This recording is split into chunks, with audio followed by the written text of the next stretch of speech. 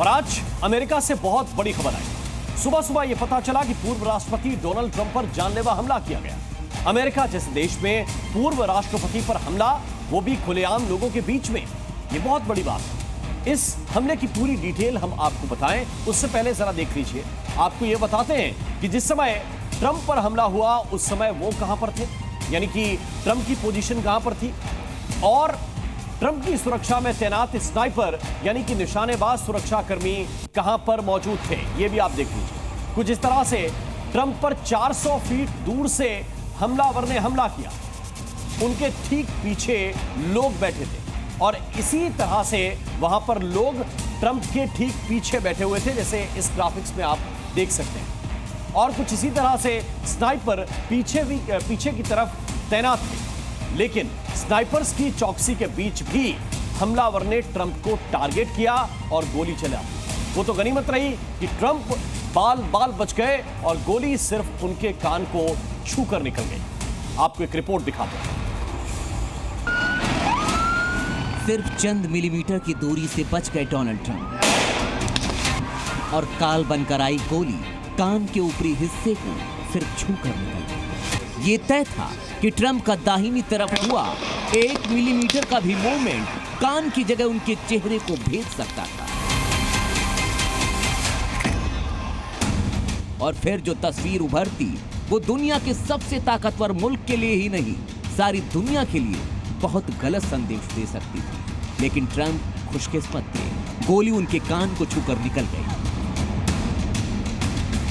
लेकिन यह भी तय था कि गोली ट्रंप की हत्या के लिए ही चलाई गई थी। इस बात का खुलासा अमेरिकी खुफिया एजेंसी FBI ने भी की है।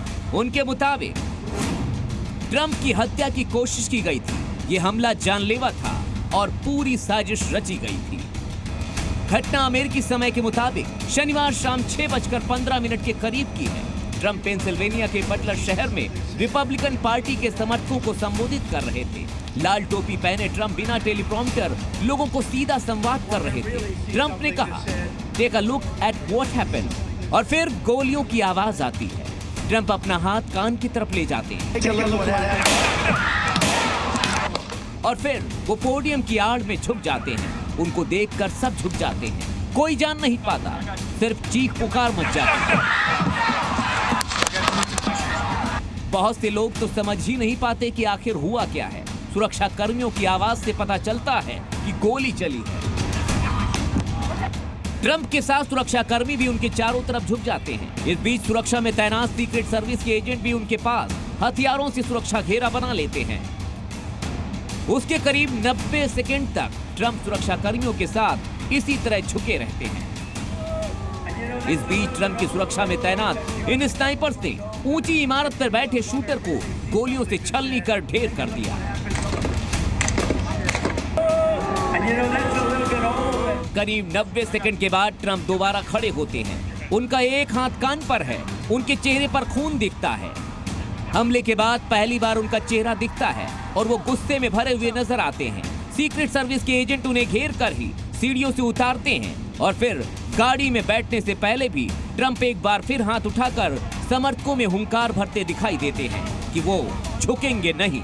ट्रंप को उसके बाद अस्पताल ले जाया गया, जहां अस्पताल में थोड़ी देर के बाद उनको छुट्टी दे दी गई। बताया जा रहा है कि ट्रंप पर हमले के लिए 5 से 8 गोलियां चलाई गई थी, जो ट्रंप के ठीक पीछे बैठे समर्थकों को भी लगी। उनमें से एक की मौत हो गई, जबकि कई घायल हैं। सबसे बड़ी और चौंकाने वाली बात तो ये है कि कल यानी सोमवार को ही रिपब्लिकन पार्टी राष्ट्रपति पद के उम्मीदवार पर बैठक करने वाली थी और ठीक एक दिन पहले ही राष्ट्रपति चुनाव में दावेदारी ठोक रहे रिपब्लिकन ट्रंप रैली कर अपनी उम्मीदवारी पुख्ता करने आए थे। लेकिन किसे पता था उसके बाद ट्रंप पर हमला हो जाएगा। Z News।